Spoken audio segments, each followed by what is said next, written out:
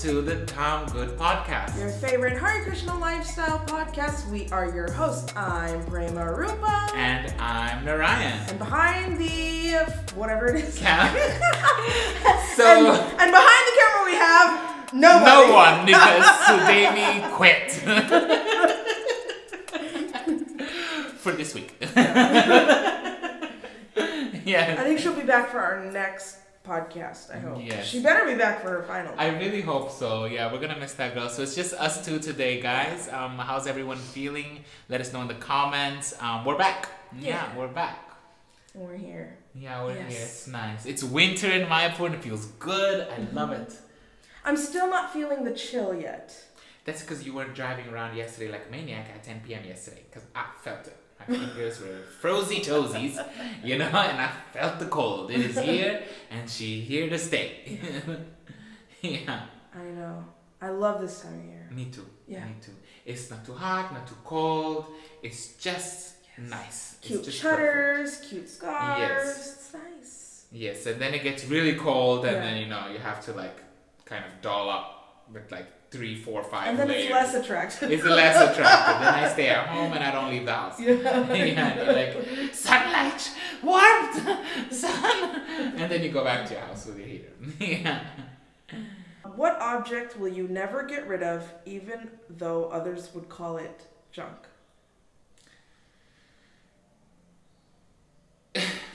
I feel, okay, before I say this, I feel like I see everything as junk because I have this compulsive behavior of like when I get fed up of something, throw it out. Yeah.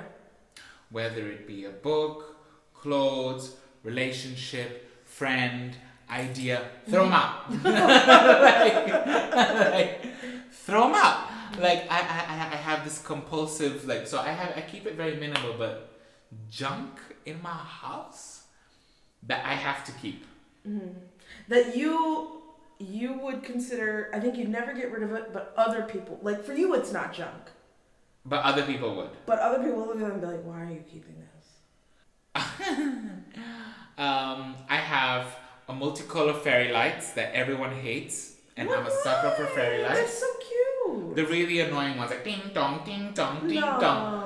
And they got switches, and then if you move the plug a little bit, it switches to the next setting, and then it goes ooh, so it's difficult to control. I love fairy lights. I'm an addict for fairy lights. Yes, you can give to me fairy lights. In case I haven't mentioned, I love fairy lights. Okay. Then I have, if I didn't throw it out myself, somebody already else would. I'll start with that one. What about you? Okay. So I keep everything. I keep paper scraps for journaling. We discussed that in a previous episode. Yes. But it's like little slivers of, I'm like, I can use it somewhere, I can stick it somewhere, you know? So little slivers of paper and scraps of paper, ripped up paper. And I'm talking like, some of it's nice, some of it is like envelopes.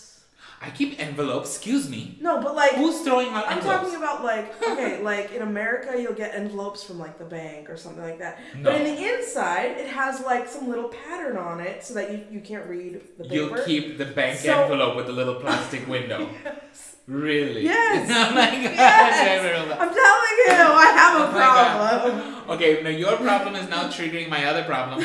I know what I keep that other people will want to throw. I keep bits and pieces of wood. Because like wood is expensive, okay? Wood is expensive. So like whenever I have to cut like furniture or something, like I get to do, like when I was setting up my house, I'm imagining like slivers of wood. Slivers of wood. No! I have slivers of wood. I have blocks of wood. I have tablets of wood. I have rusty, crusty, all dried, like touch it and it turns to dust wood. But I'll not throw it away because one day I may need it. And why should I buy wood? And the guy's gonna rip me off. So right now I have an ever mounting box, cardboard box in the storage of little bits and scraps of wood. In case You'll never know when you have like an uneven table or an uneven chair and just need a little. I'm just gonna stick it in there. You got the perfect piece. Yeah, I'm not throwing that up. So scraps of wood. Scraps of wood. Let's see. I do not throw away Tupperwares. You should. Okay, wait. I should foretell. Like, no one should throw away Tupperwares. Yeah. But I have a Tupperware that I really should throw away, but I will not. The ghost of my mama may pop out and slap me on the face and then go back into it, you know? Like, I've just been trained to keep all my Tupperwares. Yeah. Any nice little boxes that, you know, like I'm a box, like this was a box. I'm a 2-minute box person. I get a box and I'm like, oh, this would be a nice gift. And it'll go somewhere and it'll stay there for 6 months. And one day I'm having a bad day. And then it's like, we gotta get all the junk clearing up in this house. Throw this box. Who needs gifts anyways? Nobody gives me any gifts. Throw it out. And then I need to give a gift. I'm like, I have no gift. Here's this gift in a plastic bag. So that's my samsara cycle of birth and death. You need a designated like gifting area or something. I just have my desk that I dump all my little knickerknackers on, like, you know, my catch-all. Yeah. What else? Oh, I also collect a lot of scraps of fabric. I do that. Little scraps.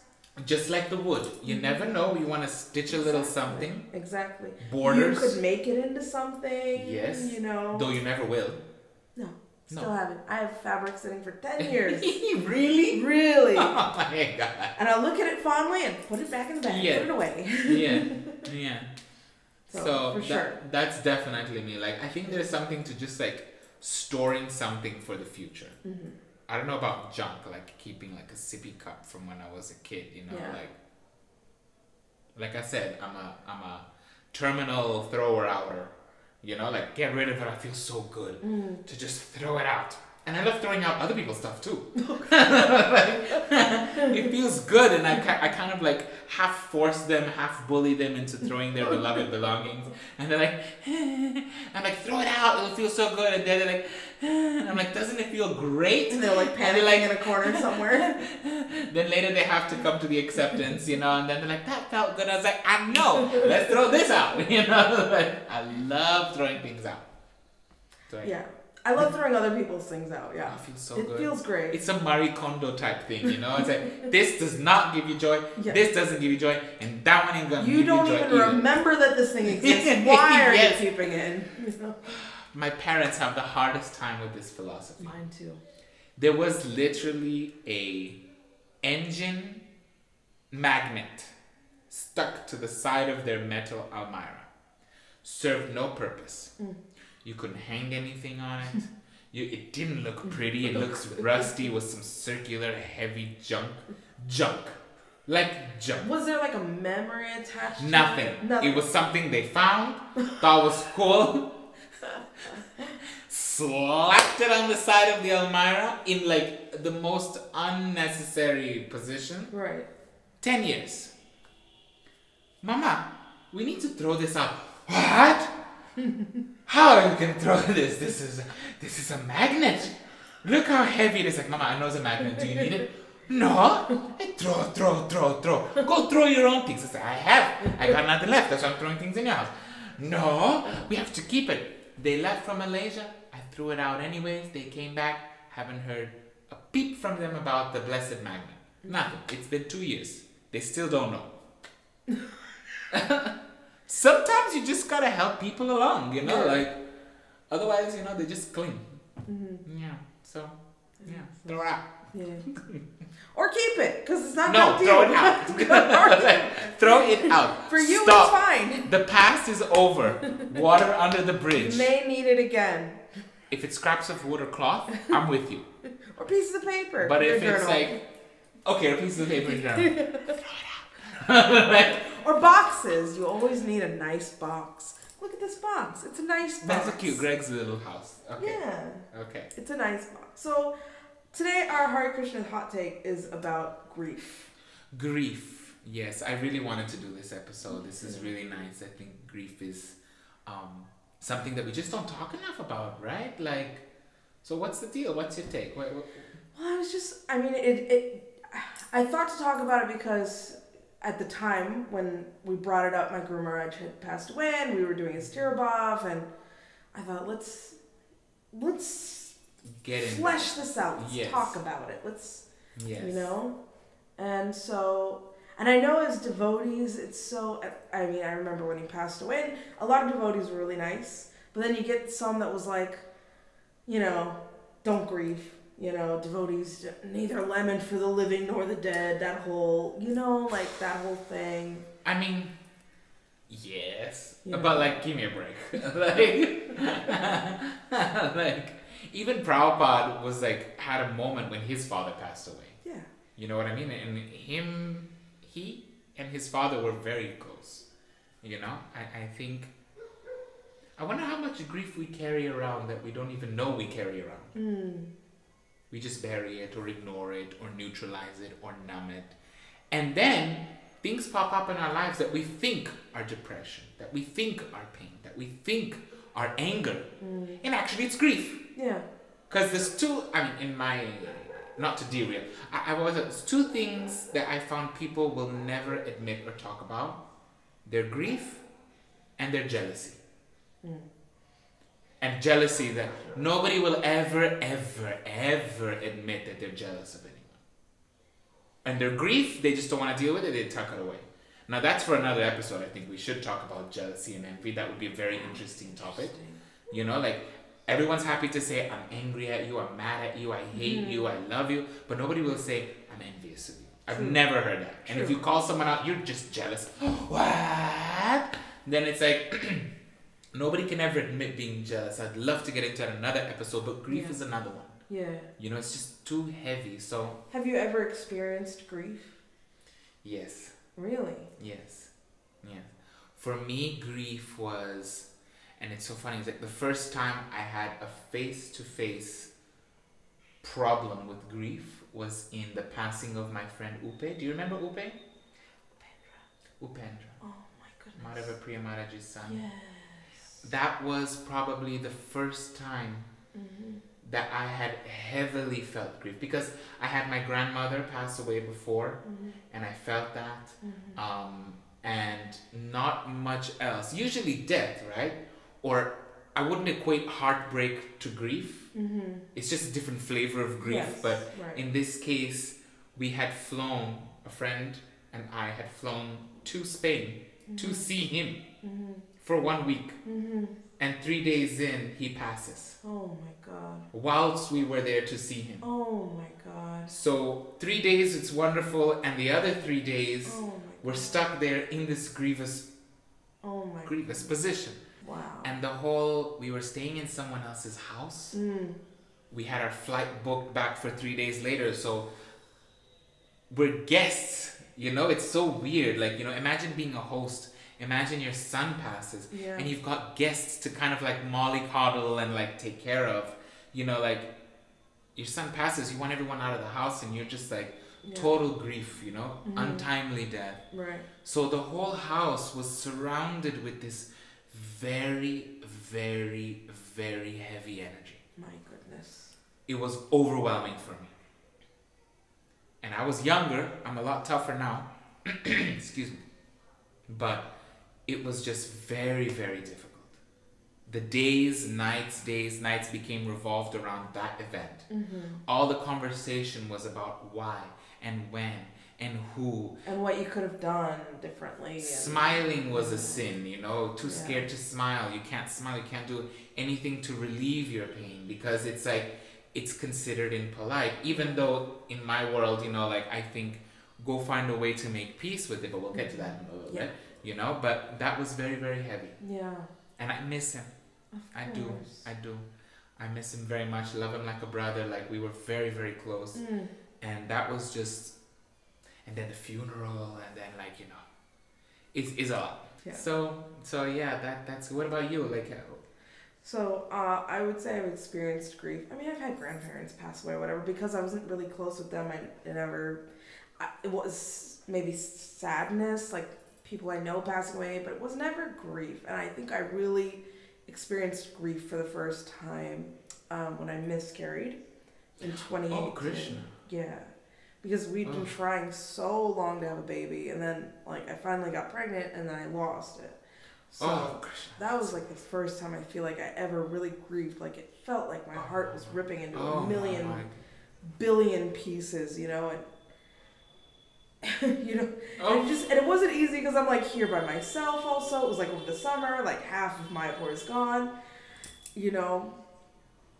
And I just felt so alone, and, you know, I'm grieving for what life could have been, I guess, you know, and the expectations of that future, I guess, you know, the and person you have I to was let going it to go, be, and spending so long calling it in is kind of weird to sever it, and it's just like gone, and you're just, one day you're just not pregnant anymore.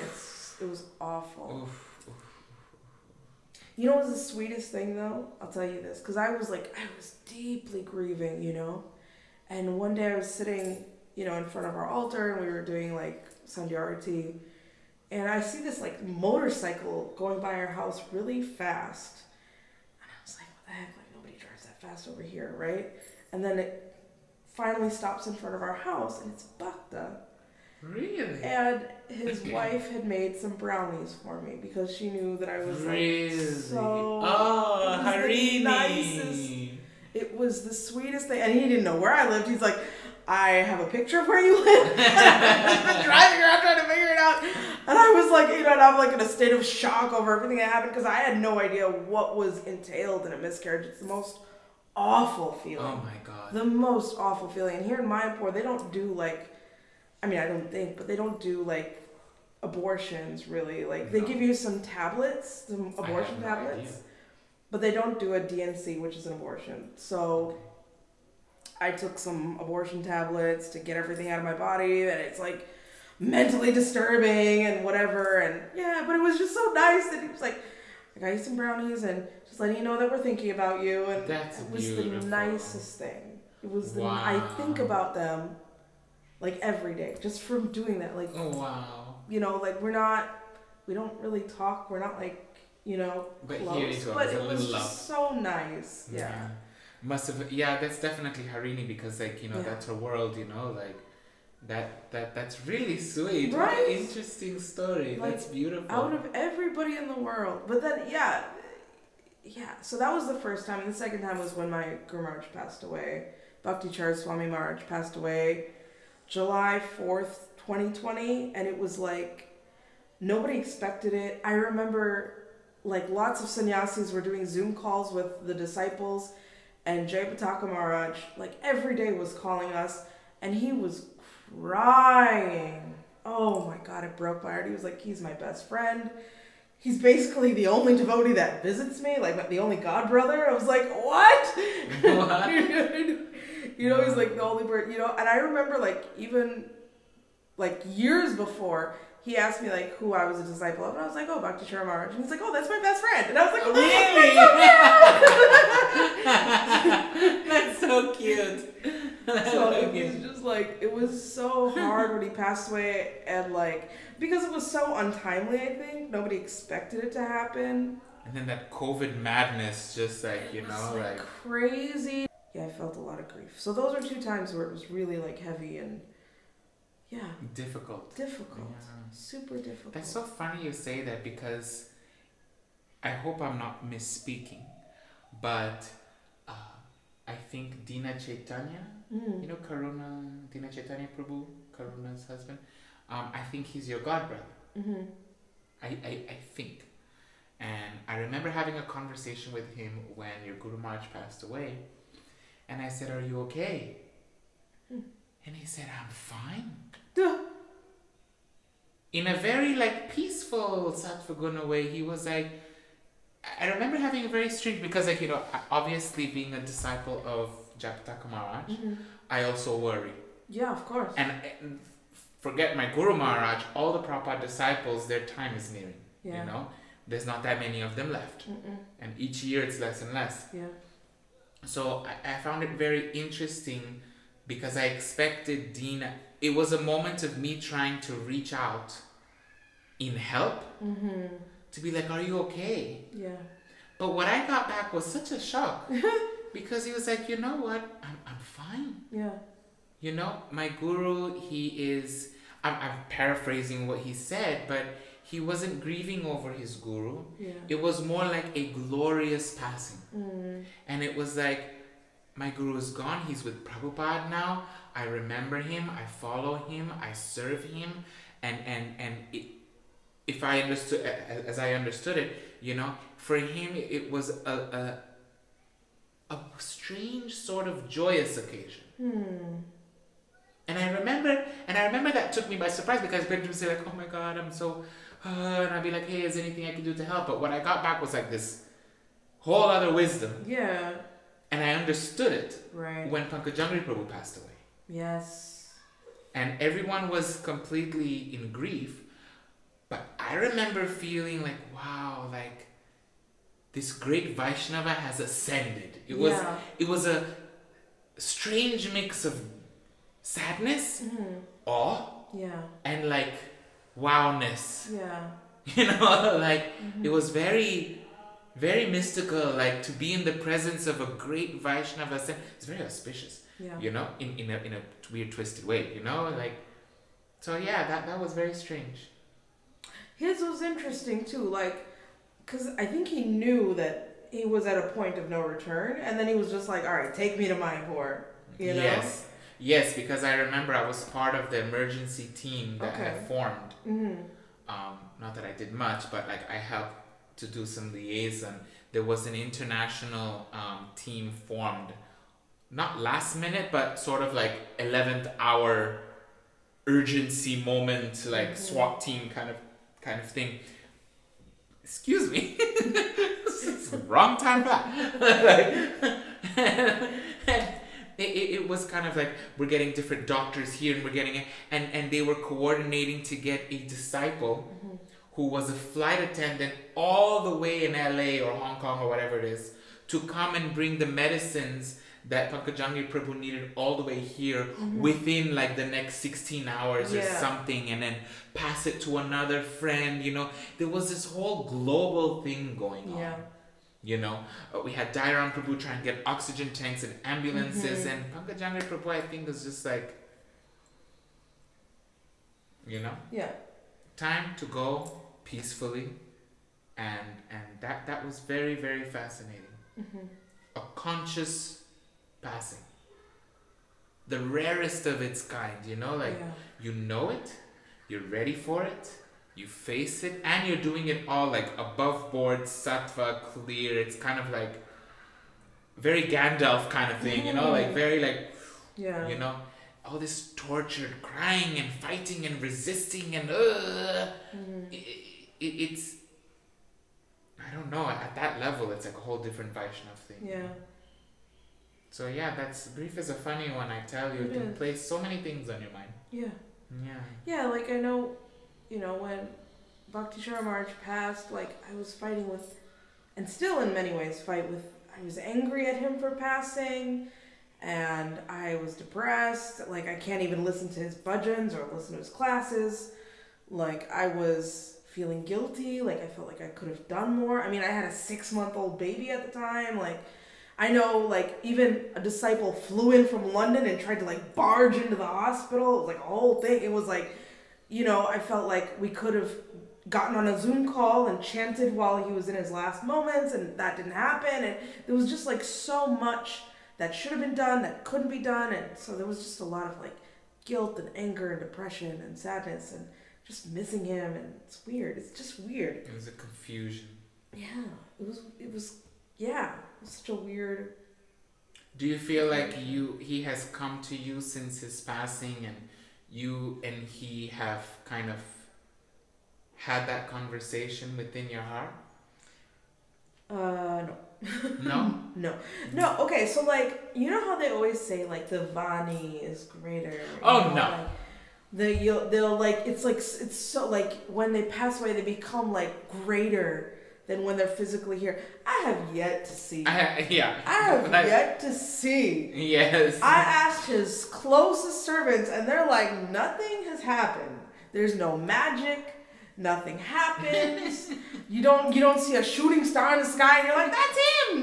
Nothing happens. There's no magic dust. Nothing. They're just gone. They're just physically gone. So it's just kind of now. I mean, I've had like 1 or 2 dreams, but it's not significant. Like, it's just me missing him. Like, you know what I mean? Like, I think it's just a remnant of a memory. Okay. You know? Isn't that Vani though?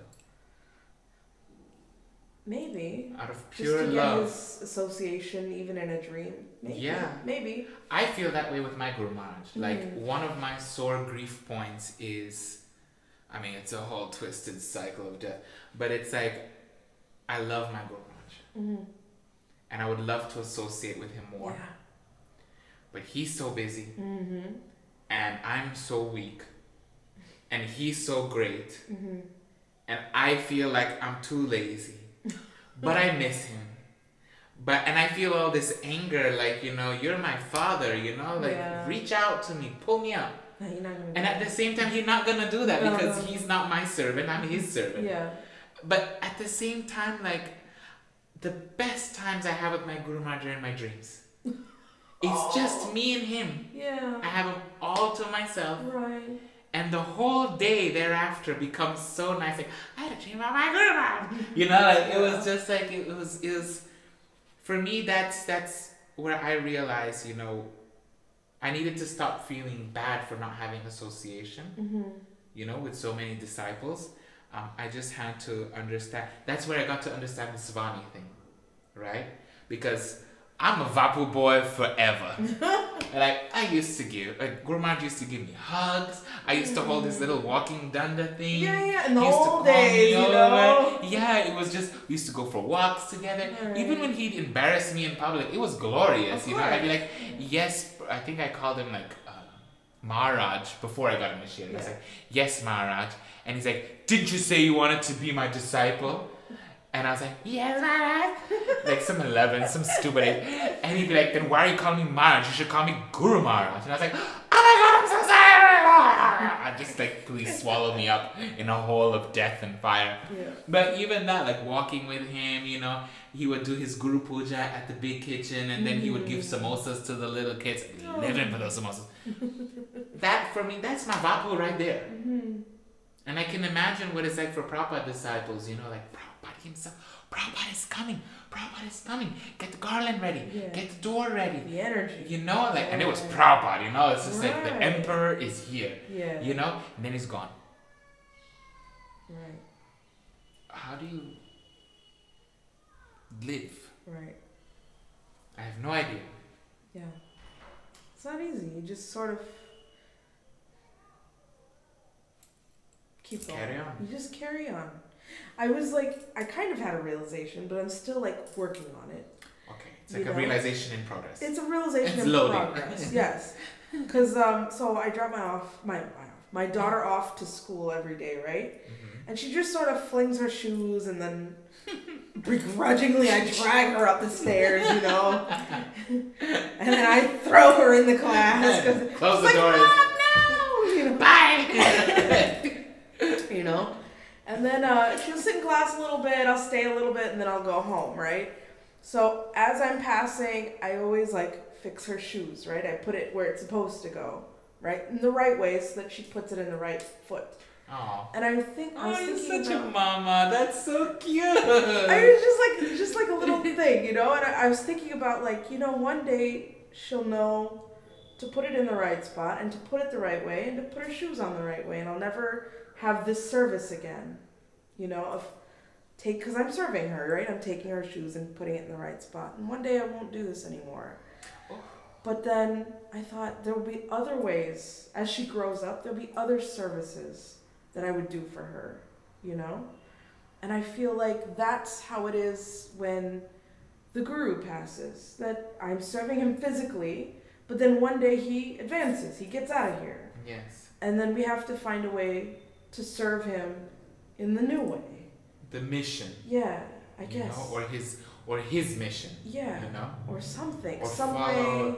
Yeah. Do you see what I'm saying? I do. You know, it's easy to kind of latch on to, I used to cook for Guru Maharaj, I used to do this and I used to do that. You know, like I used to arrange Padma shoes every day. Yes. You know, and it literally doesn't matter. Past. But not that it doesn't matter. I mean, sorry, let me finish. But it was one era of her life, and then we move on to the next. Yes, because you know? it's service. Yeah.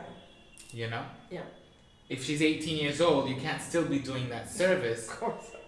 And say I did it with so much anubhav. Yeah. You know, because there's new service that is required. And exactly. that's what I guess I've understood about the guru thing. Yeah. It's like the whole point of the relationship is service. It is a bonus to be able to have personal association. But if you have personal association and you're not serving, then the whole thing topples. You must have that service. And the whole point of the guru is, help me bring other people, bring Lord Chaitanya to other people. Yeah. Help me bring Krishna to other people. Exactly. Help me figure out Prabhupada's, manifest Prabhupada's dream a little bit more. Yeah. Help me bring Krishna to people. That's the only thing we should be doing. Help other people with Krishna, because people are suffering out there and they don't even know who Krishna is. So help me out. And that's the service. Exactly. But it is difficult. Yeah. Because I remember seeing an article that said, I kind of like these alternate articles, and they're kind of like, saying what I want to hear, even though I'll be like, I'm sorry, Prabhupada said, Vani. But like, I like to hear an article that literally just echo what I'm feeling in my little twisted heart for a bit. And it was saying like, excuse me, Vapu is important. Because we have our own Vapu, we have our own body, and we need to relate to that. Not everyone can be like Nitya Leela Sukadeva Goswami, who can like literally just serve the Vani, it doesn't work like that, Otherwise I'm Jiva Goswami's disciple, and I serve him, we have that loving mood, So yeah, grief plays funny tricks on the mind. Yeah. But I think it's important to grieve also. Yes. We can't just dismiss. Like when I miscarried, most people, again, were very nice. But then there's some people that are like, that's your karma, that's their karma, now they're with Krishna. And it's like, it's not. Like, don't dismiss grief at all. Like, when we look at like the songs of the Vaishnava Acharyas, I will smash my head against a rock and enter the fire. When will I get the association? That kind of stuff. And it's like, well, why can they grieve and I can't grieve? Yes. Yes. Or I remember reading some pastime with Prabhupada, and he was remembering his Guru Maharaj, and a tear fell from his eye because he missed his Guru Maharaj. So it's like, I think it's normal to grieve for anybody. Girl, have you heard the video where he's full on rackety sobbing? Really? When they said something about, oh, you've done so much work, and he's all like, these are all my boys and girls, all from my Guru Maharaj, and he's crying, crying, like choked up gratitude, crying for his boys and girls. Yeah. For his Guru Maharaj. Yeah. It's beautiful. Yeah. That's grieving. Absolutely. Is like, why we don't grieve anymore? Yeah. What is it with people not crying? Yeah. Or telling you, dismissing it, you know what I mean? Like, being like, oh, it's you're not advanced enough, kind of, you're too attached. Yeah. Blah, blah, blah. Usually men, give yourself a minute to cry. If you don't want to cry in front of other people, cry by yourself. Fine. Exactly. But give yourself a moment to grieve. Yeah. And then you don't have to be so, nasty about it, because some people don't express the grief. And then it just transforms into bitter anger. Yes. It becomes like PTSD and some weird stuff. And everyone gets the brunt end of it, Yes. It's horrible. Grieve. Show people that you're sad. Arjuna wept. Yeah. I can't do this. I can't kill these. What was it? It was like, overcome with grief, shivering, crying, put down his bow. Not like, I'm in grief. I'm sad. I can't go on. It's like proper, I can't do this right now. And if we respect him as a devotee, yes, then we can accept that grief exists among devotees. Yes. Yeah. Now, it can be argued that, Krishna did say miserly weakness, get up and fight. But Prabhupada's purpose on that was to show that Arjuna was already beyond all of that. And what was glorious was his compassionate heart. That compassionate, soft heart, feel your grief. Yeah. Who knows? Do you even know? do you even know how much grief you carry? Do you know what they are? It's kind of like a little luggage, you know? Like, you go travel somewhere. How many socks have you packed? Do you know? Like, have you planned? How much grief do you carry? Is it just over the people who have passed? Yeah. Those who you have lost, not in death, you know, like a breakup or something like that. You lost a job. You got disappointed for something. You know, you got confronted with some horrible reality you weren't prepared for. You know, like, do you know them? At least know them. You know? Yeah. There's a like you're saying, there's a process. Yeah. You know? Do you feel like, you know, the process of grieving, it's like, the 5 stages? Yeah. I love the 5 stages. Do you feel like that applied to you, like when you grieved? So let me remember.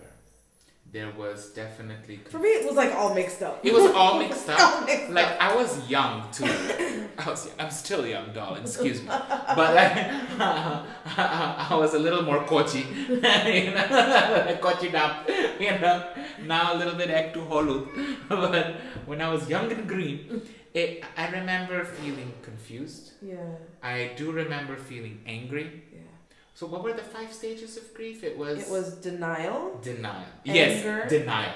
The first thing. Like, I was completely 100% convinced it was a prank. Ube did not leave his body because it was just too much of a shock. Like, it was just not possible that we were on this trip and then from one evening to the next, he did. Like, it was a prank. It was a horrible prank. It was like, Ube, yeah, then it went into a little bit anger. I was like, Ube, how dare you pull this prank? This is so dumb. If I ever catch you, I'm going to beat the hell out of you. Like, what is this? And then it was just like the general anger as like what was it? It's denial, anger, bargaining. I feel like bargaining applies in situations like a breakup. Yeah. Like, honey, please, let's get back together and I'll change and I'll do this. And with grief, what do you bargain? I think it's like, I could have done this. I should have done that. Oh, maybe. Is that, you think? Yeah. Like trying to figure out a way to re-salvage the situation in your mind. If only I had known I could have done something. I wish I had been able to say this or do this. I went through that. Yeah. You know, like, I should have seen the signs. I should have been there. Maybe, then you feel that guilt, right? It's like, man, maybe I should have called him over. If I would have, could have, should have, then he would, could, would, should, blah. And then I would, you know, like, it's a spiral. Yeah. What is it? So it's denial, anger, bargaining, depression, and then acceptance. The depression was the longest one for me. Yeah. Because it was just like, it was 3 days, it felt like a month. It was horrible. It was horrible. And even coming back home, I carry that with me, you know, like, it's not like, okay, I'm back home, back to my life. It's just like, you know, like, intense. Yeah. And relations were severed, you know, like, I haven't spoken to his family in a long time. It's all very curdled and malformed, you know, and I miss them. We were very, very tight. It was like part of the family, but that event exploded, you know. So yeah, I do believe in the 5 stages, and you may not need to go through all of them. If you're smart, you can skip a few. Maybe there's others that you may have to go through in addition to that, but there's definitely is a stage of going through all of it. What got you to the point of acceptance? Like, for me, like, when my Guru Maharaj had died, the point of acceptance was coming to Mayapur and being able to go to his samadhi. You know, and then I could kind of feel a little bit better. Settled. Yeah, settled in a way. Yeah. But I mean, before that, I was just like, you know, like, I don't want to see a devotee, blah, blah, blah. And I was going crazy, mentally. I remember everyone was at the funeral. And it was in some funeral home, some Christian non-denominative funeral home kind of thing with the church, and it was very severe in my mind. And then they had a body viewing, and then it was like everyone sitting around and crying, and it was just too much energy. It was like if it was like you opened a door and it was like filled to the brim with water, just like, you know, it was too much. And I remember at one point after the whole ceremony, I just needed to like go away. Like I walked off like to some park or whatever, like the main highway road. And I just sat there, and I remember looking up at the sky. I don't even remember what I thought, but I remember thinking. Mm-hmm. And I remember feeling. And I remember sharing with the divine, with Krishna, with Upe. And then at another time, I remember we went to this beautiful, it's called El Chorro. Mm. There's this natural lake type thing back in the region where he lived in Malaga in Spain. And we went there once. And after all of the days of mourning, we needed to get out of the house because it was just too heavy. So a bunch of us young ones decided to go grab a trip to El Chorro just to go and bathe and be in nature and be out and like purify. Yeah. You know, we got a little flack for that, but whatever, you know, like yeah. I don't regret that at all. Yeah. You know, we went not to have fun, but to kind of like decompress. Yes, yeah. You know, it wasn't like, let's go party. It's too heavy on the mind. It's way too heavy. Yeah. It's way too heavy. Sometimes you just need to step out of that environment. Yes. Yeah. And I remember I had my journal, and I remember sitting there. It was sunset. We had just swam. I was on some little cliff edge overlooking the lake. You know, it wasn't that high, but you know, like a little cliff kind of thingy. And I remember writing to Upe, because that was my way of speaking to him. Yeah. And saying, brother, blah, blah, blah, you know, I love you so much, and, you know, this and that, and whatever, but I leave you here, you know, and that's where I left him, you know, in that beautiful place. I said, you know, I've carried you, and now I leave you here, you know, so it was a combination of needing to have my alone time, just need to think. So, long time, I needed to think.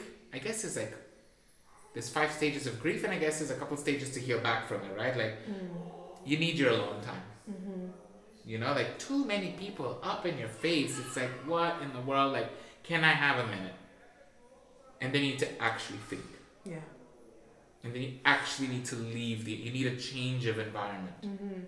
And then you need to express and talk and kind of like leave it somewhere. Mm-hmm. It's like somebody just dumped a box in your lap, you know, like, okay, I'm going to carry this for a while, now I'm going to leave this here and I'm going to carry on, you know. Or you carry it with you, but find a way to make it smaller and carry it on your back where it doesn't give too much pain. But that's how I dealt with it, you know. Yeah. Yeah, that wasn't it. For sure. I know, like, I like the point about just leaving it and stepping away, you know, like how you needed to take the trip. Because I would say that's so helpful. Like, I mean, not even with grief, like sometimes you're just overwhelmed. It's good to just say, you know what, I'm just going to leave this for a moment. I need to just clear my head. Yes. I need to go for a walk, go to the mall, take a trip, whatever the situation is. Hopefully healthy. Yeah, and just get it all out, take a breath of fresh air and come back and I can look at it, you know? Yes. Like, I don't have to look at everything like some 360 eyeball all the time. Like, sit over there for a minute, I'll be right back, you know? Exactly. Otherwise it's too much and it just keeps, like, adding on. The pressure gets heavier, it's too much. Yeah. Just take a step back, you know? I like that, yeah. I feel like, you know... Do you think people understand this? What? In dealing with grief. The heaviness? That people need their space. Like, because, like, imagine you're there and you're in grief. And I would feel like a complete beep. You know, I would have to bleep that word out. You know, if I just sat there and gave you your space while you're grieving. There's a natural urge. This actually leads to the next point, which is like, how do you deal with someone when they're grieving? Exactly. Because I think the natural human tendency is to see you're hurt, you're sad, you're this, you're that. Natural tendency. Fix. We need to fix. No, or like help. You know? Maybe not fix. I think fix comes after, like, but help. I mean, yes. Or maybe if it's even more primal than that, it's like, be involved. There's a cry for help, you're drawn. Yeah. Then you think, oh, this person is in pain, let me fix it. Which is a whole other... Yeah. You know? Because, like, it would be so wrong, I feel, if you're sitting there sobbing, and I'm just like, okay, she needs a space, bye. Yeah. I'm like... like... Yeah. So what do you say? How do you feel like? I didn't like when people were just sort of like, oh, you'll feel better in a while, or they're trying to like make me happy, and it's like, you're not gonna make me happy. Like, I'm not in a space for happiness. I'm not in the mood for happiness, and I need to feel what I'm feeling right now. Sometimes all you need to be is the friend that sits there, and that's okay, you know? Or you don't have to sit and coach the person, be like, you know, it's gonna get better and this and that and whatever. Sometimes all you need to do is, you know, get them a snack or help them tidy up, or, you know what I mean? Like, just be around them. Yeah, non-verbal. Just be around them, or just listen. Because for me, like, when I miscarried, I just wanted to talk about it because it was so traumatizing, you know, so traumatizing. And I was not expecting anyone to understand. You didn't have to be like, oh yeah, I went through that too, or be like, oh no, it's not actually. But you don't have to say anything. You just have to listen and be like, and do nothing. Yeah, we were just talking about this. Nothing. Yeah, let me vent and do nothing. Just sit there and go, I understand. I know it sucks. Like, literally, that's all you have to say. Share my pain. I know it sucks. You know, don't be like, I know it sucks. You get through this. I know it sucks. Tomorrow will be a better day. No. I know it sucks. It sucks. You know, let me get you a candy bar. Let me do something or the other if you want, or whatever. Let me give you a hug. You need a hug, or whatever it may be that they want at that moment to feel supported. But you're not going to fix the grief. You're not going to, what was the other word you said? Because I said fix, you said not fix, but like help, really, you know, but you just have to be. Or rationalize or solutionize, you know, like. Don't do none of that. So I feel I'm a little guilty of this. But I feel like if you're going to give a solution, you should be experienced in solution giving, right? I think a lot of people don't know what to do with the grieving person, and they try and Hollywood it out. The friend comes over and gives some dazzling speech to the grief-stricken friend, and the friend goes, what? And the eyes go twinkle, and then suddenly stands like, I will be a better woman because of the... Exactly. This person is snot crying on the floor. Exactly. Terrible. Yeah. You know? They just found out their dad died. Right. Or their child died. Yeah. Do you know how to deal with that, truly? If not, take a step back. Like, I feel like I'm a solution giver. And I don't know if that's helpful or not, but I feel like that's one of the ways you have to know when to give your solution, you know? Like, don't just come there, got to this. You know, like, let the grief be. Yeah. Go through the stages. Which is so hard. You know? Or take them through the stages. If they're angry, get them angry. If they're in denial, help them be in denial. You know, if they need to take a break from the world, you know, like whatever stage they're going through, walk them through it. You know, like it's a tricky one, this one, I tell you. It's like, it's not such an easy thing to talk about, which I think means that we just need to think about it more. Yeah. You know, after you finish watching this episode, you know, figure out how you would deal with grief, you know. So I see a lot of people tell me, I just don't know what to do. I don't know what to say. I'm sorry you're going through this. I know it sucks. And it sounds so platonic to say that. I'm sorry you're going through this. My condolences for your loss. Oh. You could share a memory if you know the person, you know. That's always nice. Like, oh yeah, he was, you know, such a great person. We had this. I love when people do that. In the most random places. Like, I was telling Gaurangi about something, and she was like, oh yeah, the last time I saw your Guru Maharaj, I was in London, and he watched our drama. I was like, he watched your dramas 10 years ago, but I ain't never watching mine. But it was like so nice to hear like people have nice memories, you know, like, so it's always nice to like, oh yeah, you know, my condolences, he was such a good person, she was such a good friend, or or a memory is always nice, but to just be like, you know, King Chitraketu. Yeah. Like, unless you can do that convincingly. I don't know. No. It's possible. I've seen it, and I've heard it from myself. You know, I've been in grief, and I've just been snapped out of it by somebody giving me some sort of a senior, advanced either senior or advanced, you know, saying something that just yanks me out of the me platform.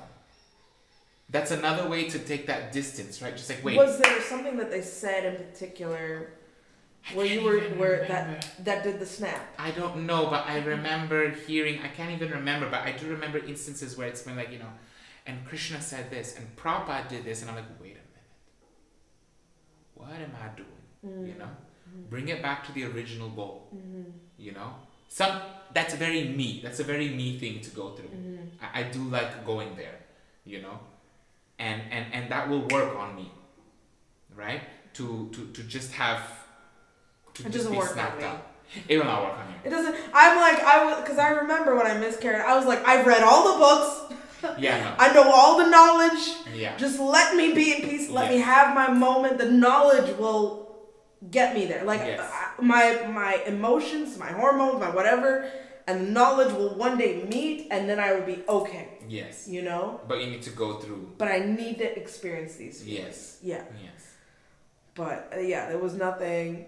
I do remember, like, there was a point I was grieving and grieving, couldn't get out of bed, couldn't even brush my hair, you know, like, it was the biggest blanket of depression I think I'd ever gone through, where it was like, it felt like I was standing in front of a wall, right? Like in a desert for some reason, but like there was a wall. And no matter which way I ran, I could never find the end of the wall to pass over it. Through it or whatever. You know, couldn't go under it, couldn't climb high enough to go over it, couldn't go left or it was just like endless. So it just felt like that. And I remember kind of what kind of was that moment that you had was my husband was watching like Star Plus Mahabharata or some silly thing like that, like something. And then he says that Krishna says, don't look back, always look forward. See? And just that. Like that. Like, and then I was just like, yeah, like I can't keep sitting here and grieving. I need to, even though it feels like the wall is endless, you know, but I need to keep finding the end. Yeah, like, you know? keep going. Yeah. So that kind of was that was the moment where I was like, okay, I'm going to do something. Anything. So that's the other side, right? Like, how do you deal with a grieving person? And then how do you deal when you're grieving? It's kind of like, you need to keep on going. I guess that's one of the reasons why I feel this sort of preachy thing may work, because you can get lost in your grief. Yeah, for sure. You are not, this may be hard for some people to hear, but in my opinion, I feel some people need to hear it. You do not have the right to stay in your grief forever, unless your grief is yours alone and it never affects anybody out of your circle. Yeah. Because if you're carrying your grief and there's other people getting damaged, hurt, abused, rejected, denied, neglected, you no longer have a right to carry that grief. Because there is a net of our friendships and loved ones, and there is a certain amount of pressure it can take. We're friends. One day you're having a bad day and you say, Narayan,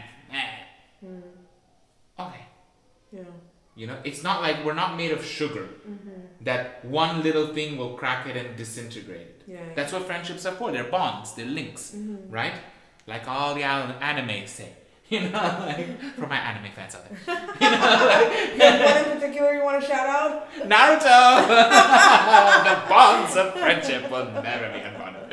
You know, like, I love it. So, you know, a chain will take a certain amount of stretching, but too much and it will snap. Yeah. And that's not fair on the other person. Exactly. You have no right to do that. Yeah. So if you're in grief, you need your space, fine. You need to talk, fine. You need a hug, fine. You need a sandwich, fine. But communicate. Or communicate that you don't want to communicate. Because imagine you being there in grief, me sitting there saying, I don't know how to help you, out of pure love. Out of pure love, I want to be like, can I help you? Can I fix it? That's the natural inclination that I can't even do anything about, and I wouldn't even want to be any other way. Right. If I see someone in help, I want to be able to have that urge to help them. But you there saying nothing, doing nothing, giving me silent treatment is all fine. I can understand you, but you also do some work, and that's tough for people to hear. Because in grief, it's all about me. But you'll never get out of the grief unless you zoom out, where the grief then becomes like a little pond you can cross over, and not this giant tsunami that you're currently engulfed in. It takes work. Yeah. There are no shortcuts in this life. Yeah. True. That would be my opinion. Yeah, like if you want to stay in that grief zone, you will. Like, honestly, I believe grief never ends. Like, you will always miss the person. That person will always be absent. There will always feel like there's an emptiness where that person, in that hole of your heart, of your life, of your, of the existence of the earth, that will never get filled up. That will always, so grief, it doesn't go away, but you have to learn to live despite it existing. Yes. So yes. Yeah, very much. And if you want to sit in the little hole, then don't bother anybody. Don't bother. That's what I'm saying. Like, I'm not gonna be like, you can't be in grief because it's sad and bad. Yeah. It's like, excuse me, if I want to be stuck in this hole for the rest of my life, I goddamn will. Yeah. It's like, okay, just don't drag anybody else with you. Yeah. Even if they want to. Right. Even if they're willing to throw themselves in for you, that's not fair. That's not the kind of society we should be devolving into. Because I remember feeling very frustrated with my family members when I used to, or maybe I can't really say it was my family members, but I would hear this, we'd get into little fights. By the way, my family are very close, right? But we'd get into our fights, and I'd be annoyed, and I'd be like, it's okay, we're family. And it would bother me. It's like, being family, or being best friends, or being close, or we are husband and wife, doesn't give you the right to piss me off like this. Yeah. It doesn't give you a ticket to do anything and everything they want to you. Yes. Yeah. It's like a credit line, like, yes, you can use it a little bit, but you gotta pay back. And try not to get into credit. Like, yes, you can push a little bit, but it's not meant to be pierced through. Yeah. It's meant to be as a buffer for the reality that life is very difficult. Yeah. People are very selfish. The few friends that we have that are good we keep. And once in a while, we are flawed beings, so once in a while, we may have to elbow someone to kind of adjust ourselves, but that's a buffer zone. It's not your extra allowed free pass of damage when you don't feel like putting in the work. That's just not it. Yeah. And that goes, the same applies to grief, in my opinion. Yeah. Like, for sure. Communicate. It's cheap, it's free, try it. Yeah. I don't want to talk right now. It's too much for me. I'm really hungry. I don't want to, I don't want to talk about it. Can you just get me a sandwich? Done. I can do that. Yeah. Or, I don't know what to do. Or, I need to get out of here. Whatever, but speak. At least so that other people can make it easier for you. Because otherwise you just want to stay there for yourself. And that's sometimes helpful, but, communication is key. Yeah, for sure. Yeah, because, and not to say that the person died and then tomorrow you have to be better. That's not what we're trying to say at all. No. But there is a point, and you will know that point. The people around you will definitely know that point, where you sort of say, you need to find a way to keep going somehow, despite the grief, and because there's other people who do need you, and you can't lay in bed all day, unfortunately, or whatever. So, yeah, I know, again, we had those turning points, that moment where we go, oh yeah, keep looking. So, there would be times I remember I would want to just break down and cry and scream, and I would just remember those words and just hang on to the words. Don't look back, keep moving forward. Don't look back, keep moving forward. And I was just like doing like yoga. I was trying to lose weight. I was like, just anything at all. I started this YouTube channel at that time. Oh, yes. Yeah. because I just wanted to talk. And just like renew, refresh, recycle, you know, like just, you know, upgrade on up. Yeah. Yeah. So, yeah, to process grief, allow yourself that time. I think that's really important. But also you need to start little things. Don't act like tomorrow you're going to be okay, or even next week you'll be okay. Don't act it out. That only makes it like 10 times longer. Just be like, I'm trying. And today, my accomplishment was I washed my hair. Today, and that's it. That's negotiate, all you can manage. You know, like, yes. You can't do 100, you can only do 20. Great, do 20. 20. But then do it sincerely, do it fully. You know? Yeah. I fully believe I fully believe in this philosophy. Mm-hmm. Yeah. You know, who's perfect? No, nobody. You know? Nobody. But yeah, well, you don't have to Krishna. like only Krishna. Yeah, one buddy.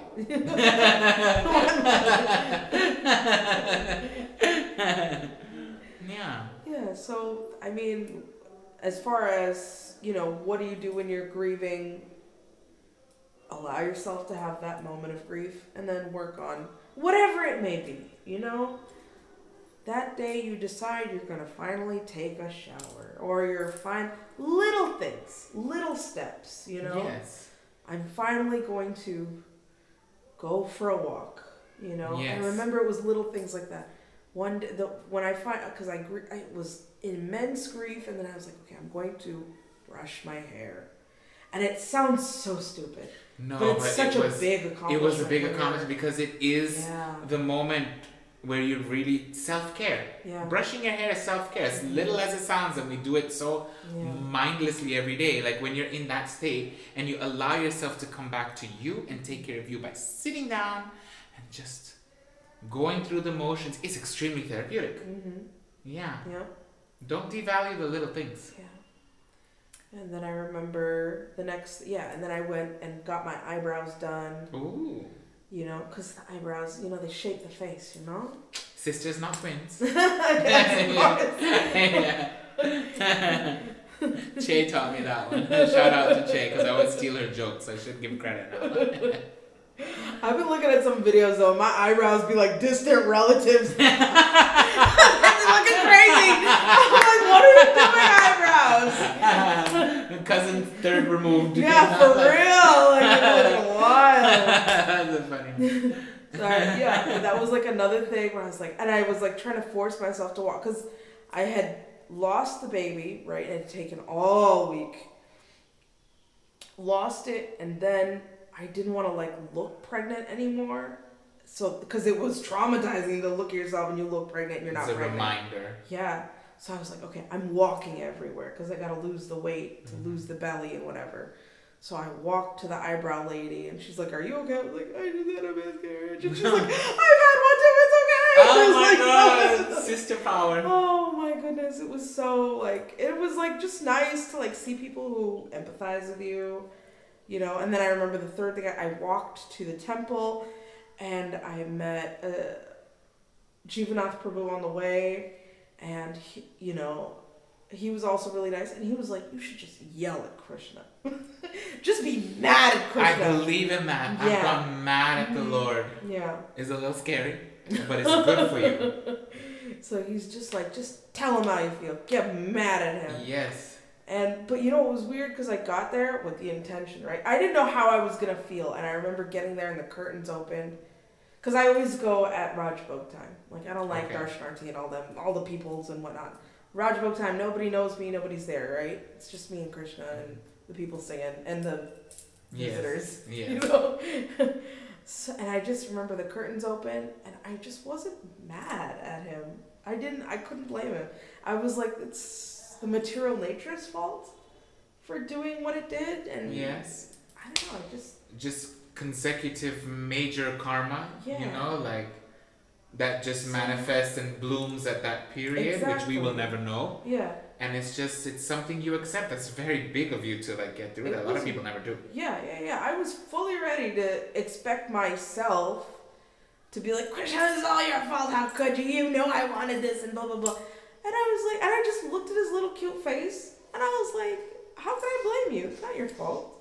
Yeah. You know, and you know, and of course he had a greater plan because Padmavati is like, in a million billion years, I could never expected this kid. Wow. You know? She's a little princess. She is far out, man. She's everything and more. I want to go home. She sings this sometimes. Really? Yesterday? I was singing this on the road just the other day, and I was like driving home, and I was like, I want to go home. I want to go home. I was like, we'll release our single from Padma soon. Yeah, she loves that little song. I want to go home. I want to go home. She does a little movement too, you know. She loves to dance. You need to like record her and put her up. Like we need to show the world. She's crazy, man. Yeah. She's so funny. She is so the joy of your life. She is. She's such a blessing to me. And yeah, she's done so much for me just by existing. Yeah. Yeah. What about you, like, when you're talking about getting out of that grief? Is there anything that you wanted to add, subtract, negate? Getting out of grief, I think... Or not get out of grief, but, like, live in spite of grief. I honor it. Yes. So... We got disappearance days for a reason. Yes. And it's kind of like... I remember... I was in Varanasi, and we had gone. Varanasi is a very interesting place, right? It's a place. Since we're on the grief theme, it is the very famous burning site. Yeah. And I remember visiting that and not feeling creeped out, unless you go at a bad hour, you know, like nighttime or whatever. But it was night, but it wasn't like dead, no one, ghost kind of night. It was kind of like 8 o'clock, you know, like there's people around, it's like life to the city. And we were there at the burning ghat, and I remember going there with the sole intention of like chanting Hare Krishna for whatever souls happen to be departing at that time, a little seva for them as they go. And my relationship with death was at that point very, how should we say, peaceful. I'm a lot more inured to it now. And then, so there's that. Then, strangely, there's Varanasi, that's the strip along the bank of the river. That's like the whole point of Varanasi. It's just like those ghats along the bank. Because parallel to that is the city of Varanasi, and it's trash. Yeah. It's like Krishnagar.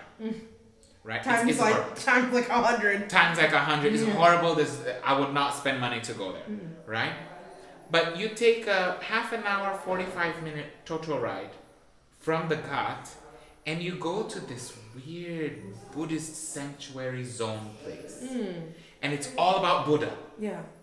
Like a weird magical little Bodh Gaya, like Buddha branch outpost in the middle of Varanasi, which I never would have thought of. And there's like monks, there's Buddhist shrines. Everything is Buddhist there. Buddhist paintings. It's like you suddenly walked into Nepal or something. Yeah. It was very strange and super out of landscape. And we went to one temple, and there were these little quotes by Buddha all along the walkway. And I was reading them, and they were resonating with me in a very Buddhist way. And then on the way back, my eye managed to catch one. And I can't remember the exact quote, but it went to something like, if you always blame yourself, you will always find the peace. Sati, sati, sati. Should be word, right? Yeah, right? So, and you may think that's such a strange thing to say. Interesting.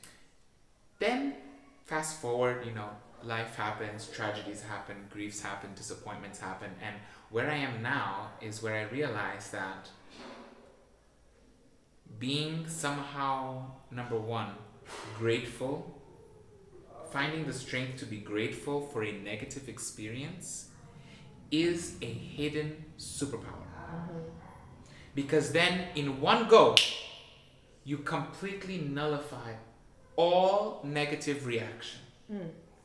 If I can look back on any negative experience in my life, and there have been a few, I have been very blessed in life, but I had a few, and say, you know what, that was amazing. What a wonderful learning lesson. Suddenly, there's no depression, there's no anxiety, there's no pain, there's no guilt, there's no self-devaluement, there's nothing, because I'm grateful for it, and grateful means I'm happy about it. So finding the gratitude in a negative situation is tough. And it takes a long time if you're like me. I don't know how advanced y'all are. But like, better start now, because it may take you 10 years and you don't want to wait 10 years to then start 10 years. You may not have 20 years. So start now. And number 2 was, oh, I had such a good point and I forget it because I'm old now. Oh no. One was gratitude. Oh yes, and blaming yourself. That was the whole point about Buddha, right? How do you find the ways in which you contributed to a problem in your life? It will remove 50%, if not all, of the burden of trying to demystify the situation. I had a fight with a friend recently, and it was bad. And then I realized, instead of being like, it's your fault, you were immature, you were this, you were that, you didn't do this, you didn't do that, you didn't do this, you didn't do that. And it suddenly becomes this person's fault that I am victimized, that I am in pain. And then I just shifted perspective. So, well, Narayan, you were not honest, and you were not this, and you were not that, and you didn't come forth, and you weren't as fully open and honest, and blah, blah, blah. So now how can you sit there and complain? And suddenly that righteousness kind of snapped me out of my pain. And I was like, okay, now it's a lesson. Now Krishna taught me something. Therefore, I am grateful for it. And suddenly the experience is cleared for me. Though there is pain. Yeah. And though there is unresolved issues. Right. At least I can feel peaceable about it enough to one day go back to that person and say, hey, I'm sorry. Or, hey, let's, build bridges again. Because that's where the real healing happens. When you build bridge with the situation such that it never affects you. And that's all I gotta say. Yeah. I think so. Be grateful and learn how you have contributed to your situation so that you're never confused. It's that confusion that I don't know what to do and why did this happen and why me? Oh God, why? Don't think about the universe, think about yourself and start from there. Yeah. It's you can't miss it. It's there. For sure. And that's all I gotta say. Yeah. And also, it doesn't make you a bad devotee to grieve. No. So don't feel like you've got to just buck up and remember King Chitraketu or so who was King Chitraketu? So King Chitraketu is from Srimad Bhagavatam, where he had all these wives and couldn't have a baby. Then finally, I forget who it was, some sage came. And then, because the word, I don't even remember all the words and the verses and whatever, but the gist of the story is the sage says, you will have a child, he will give you pleasure and he will give you grief. And he left. And then his wife was pregnant, but the other wives became jealous. And the baby was born and they loved the baby and they were spending time with the baby, Then the other wives poisoned the baby and the baby died. And then, of course, and then he's, grieving, lamenting, and then the baby is, comes back to life and says, why are you lamenting? We all pass through different lives, and does the whole spiel about reincarnation. Gita kind of pure advanced kind of vision. So it's okay, and I'm not Srivas Thakur, whose son died, and he's still jumping in the kirtan, while the wife is lamenting, and all the women are lamenting in the back, and then, Lord Chaitanya is just wait. What's going on here? And he's oh yeah, my son died, but I didn't want to stop the kirtan. Yeah, we're not those people. Let's. Oh really? That's a story? Yes. I don't know that one. Yeah, wasn't that something Srivas Thakur's son had died, and then but he didn't want to stop the kirtan. But everyone's lamenting. Lord Chaitanya is something's not right, and then he says, yes, my son died, but I didn't want to interrupt your kirtan, so I didn't say anything. And then I don't remember what happened after that. I'm really bad devotee. I don't know. It's not Chota Haridas, right? No. Because that's a story I still have to get to grips with, but that will be another episode. Yes. But, okay. And then Mahaprabhu stopped the kirtan. Yes. For I don't know if that baby came back to life. I could look it up real quick, but I don't want to because we don't have time. Okay. We don't have time. We don't have time. We don't have time. Okay. But essentially, we're not these people. We're not super realized like that. And I think we need to. And again, there's all these songs. There's all these examples of devotee. Again, we observe disappearance days and whatever, like grief and lamenting and all of that sadness is part of life and devotional life, and it's okay to feel that grief, and of course it's also okay to work with it. Yeah, work with it, work in spite of it. Hold it, work with it, and let it go. Yeah. A 3-step process which will take you about 300 steps to complete. You know? Yeah. You know, and be a good friend by not, trying to bandage over the situation, Yeah. Definitely. So yeah, I feel like this was really good. Yeah. I don't think we'll get to sage advice. We don't have time.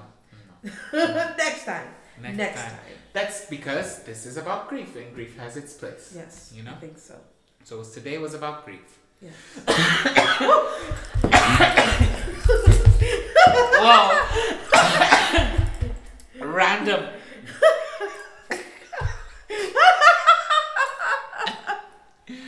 Well. Oh, yeah. Okay. Well, y'all have a good day now.